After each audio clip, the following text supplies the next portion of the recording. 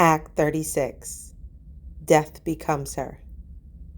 When healing is interrupted by heartbreak and death arrives without warning, let the cards reveal the strength that rises from what grief leaves behind. Your cards are Strength and Death. At the start of 2022, I was on a strong path to healing, gradually recovering from the challenges my body had faced due to the prior year's treatments. Then, in the middle of the night, my world shattered. At 1 a.m., the hospital called about my brother James. They explained he had been rushed to the hospital with COVID symptoms.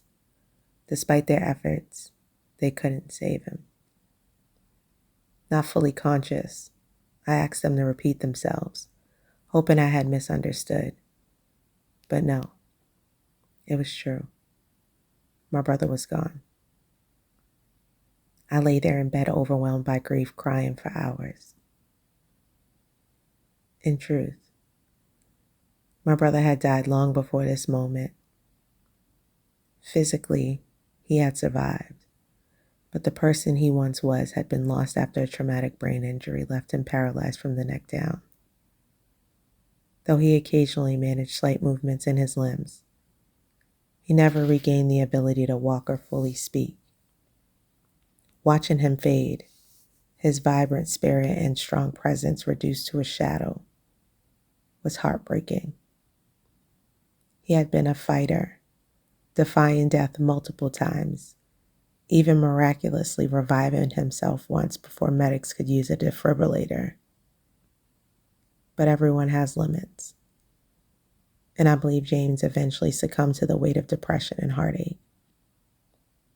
Living in a senior care facility at just 39, surrounded by reminders of what he had lost, drained him of his will to live. Each visit, I could see pieces of him slipping away. Sometimes he would cry, and we would cry together. It was devastating to see this version of my brother, once so full of life, now so diminished. He was larger than life, hilarious, loyal, and always there for me. He had never been able to sit still, which made his condition feel all the more tragic.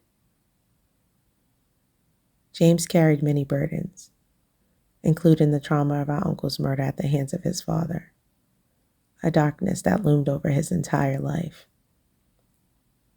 Despite his flaws and hardships, he was brave and deeply sensitive. He cried openly, and I never thought it was unusual for men to cry growing up because of him.